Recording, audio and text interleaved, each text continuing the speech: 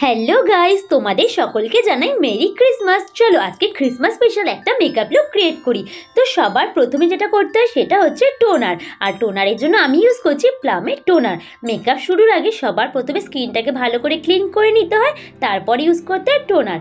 এরপরে আমি নিয়ে নিলাম নিভিয়া মানে ময়শ্চারাইজার। আর যেহেতু শীতকাল, ময়শ্চারাইজারটা কিন্তু খুব ভালো করে অ্যাপ্লাই করে নেবে, না হলে কিন্তু স্কিন প্রচণ্ড ড্রাই হয়ে যাবে আর স্কিনটা ফেটে যাবে, যার ফলে মেকআপ খুব ভালো করে বসবে না। এখন ইউজ করব প্রাইমার। আর প্রাইমারের জন্য আমি নিয়ে নিলাম কালার বারের প্রাইমার।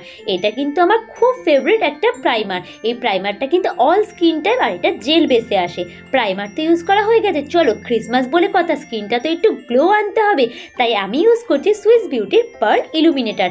এটা নর্মাল এভাবে তোমরা স্কিনেও ইউজ করতে পারো, এছাড়া লিকুইড ফাউন্ডেশন ইউজ করলে তার সাথে মিশিয়েও ইউজ করতে পারো, দেখবে স্কিনটা অনেক বেশি গ্লো করবে।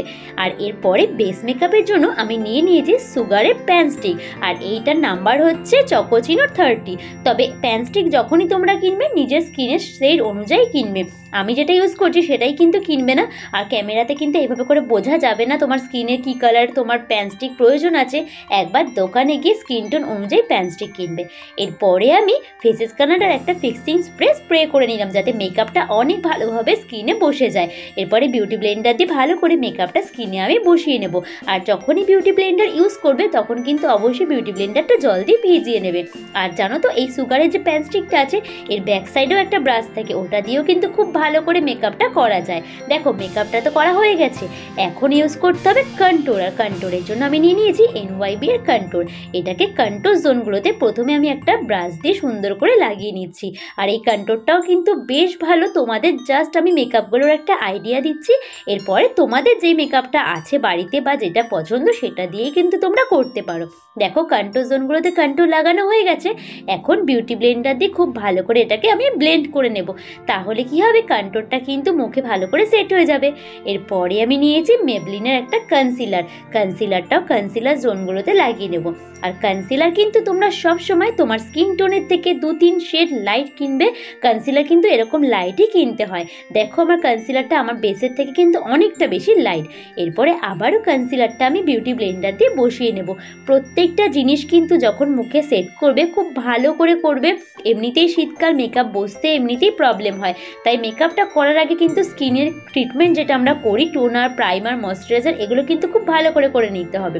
এরপরে আমি দ্য ফ্যাশন ফ্যাক্টরির পাউডারটা নিয়ে একটা ব্রাশ দিয়ে খুব ভালো করে লাগিয়ে নিচ্ছি। এর মধ্যে একটা কিন্তু পাফও থাকে, তোমরা সেটা দিয়েও ইউজ করে নিতে পারো। আর মেকআপটা করা তো হয়ে গেছে, মেকআপটা সেটও করে নিলাম।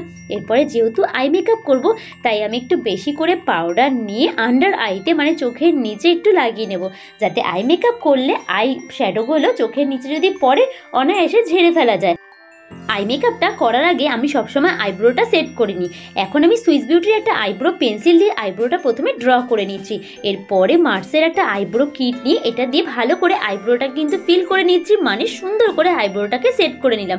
দেখো আইব্রো তো করা হয়ে গেছে, এরপরে আমরা করব আই মেকআপ। তার আগে আইব্রোটা এই পেন্সিলের ব্যাক সাইডের একটা ব্রাশ থাকে সেটা দিয়ে একটুখানি সেট করে নিলাম। এখন গ্ল্যাম 21-এর যে হাইলাইটার প্যালেটটা থাকে সেটা থেকে দেখো একটা সিলভার কালারের হাইলাইটার নিয়ে প্রথমে আমি চোখে লাগিয়ে নিয়েছি। যেহেতু ক্রিসমাস তাই একটু ফাঙ্কি আই মেকআপ করার চেষ্টা করছি। এরপরে আমি ল্যাকমির একটা ব্ল্যাক কালারের আইলাইনার নিয়ে প্রথমে যেভাবে আইলাইনার পরি একটু উইংস বের করে আইলাইনার পরলাম। তারপরে একটা আইলাইনার পরার যে পেন্সিলগুলো হয় মানে স্কেচ আইলাইনার, সেটা দিয়ে দেখো একটু সুন্দর করে ড্র করছি, মানে ক্রিসমাস স্পেশাল একটু অন্যরকম ফাঙ্কি টাইপের আই মেকআপটা করার চেষ্টা করছি। এরপরে লিপস্টিকটা নিয়ে ভেতরটাতে লাগিয়ে নিলাম।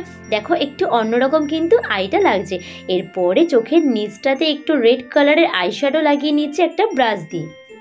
আই মেকআপ তো আমার মোটামুটি কমপ্লিট হয়ে গেছে। আর চোখের নিচে দেখো যে পাউডারটা আছে সেটাকে আমি ব্রাশ দিয়ে ঝেড়ে নিয়েছি। এরপরে একটা পিঙ্কিশ রেড কালারের আইশ্যাডো নিয়ে একদম গালের সাইড দিক থেকে লাগিয়ে নিচ্ছি। যেহেতু বললাম একটু ক্রিসমাস তাই একটু ফাঙ্কি টাইপের মেকআপটা করার চেষ্টা করছি। তো এরপরে দেখো গালের সাইড দিকে মানে প্রথমে আমি এই পিঙ্কিশ রেড কালারের শ্যাডোটা লাগিয়ে নিচ্ছি। তারপরে আমি একটা হোয়াইট কালারের ফেব্রিক দিয়ে সাইড থেকে কিন্তু সুন্দর করে স্টার করব, তারপরে ছোট ছোট করে ডিজাইন করব, যাতে একটু দেখতে বেশ ক্রিসমাস ফিলটা আসে। তারপরে আমি চোখে যেখানে কাজল পরি সেই জায়গাটাতে গ্রিন কাজল লাগিয়েছি ব্ল্যাক কাজলের বদলে। এখন আমি ফেসেস কানাডার একটা মাস্কারা দিয়ে খুব সুন্দর করে মাস্কারা 2-3 কোট লাগিয়ে নিয়েছি। এরপরে লিপটাকে ড্র করে পরে নিচ্ছি লিপস্টিক। আর লিপস্টিকের কালারটা কিন্তু আমার ড্রেসের কালারের সাথে একদম ম্যাচ, হোয়াইট আর রেড কালারের আমার ছিল আজকে ড্রেসটা। এখন নিয়ে নিয়েছি আমি হাইলাইটার, মানে গ্ল্যাম 21-এর আমার সব থেকে পছন্দের হাইলাইটারটা হাইলাইট জোনগুলোতে লাগিয়ে নিচ্ছি। আর হ্যাঁ, অবশ্যই কিন্তু আজকে আমি আইল্যাশ পরেছি। নর্মালি আমি আইল্যাশটা খুব একটা পরি না, তবে আজকে একটু ইচ্ছে হলো। এখন গালে কিছু ফ্রিকেলস করে নিচ্ছি। ফাইনালি মেকআপ তো কমপ্লিট হয়ে গেছে। কালার বারের ফিক্সিং স্প্রেটা স্প্রে করে নিলাম যাতে মেকআপটা খুব ভালো করে সেট হয়। চলো দেখে নাও ফাইনাল লুক।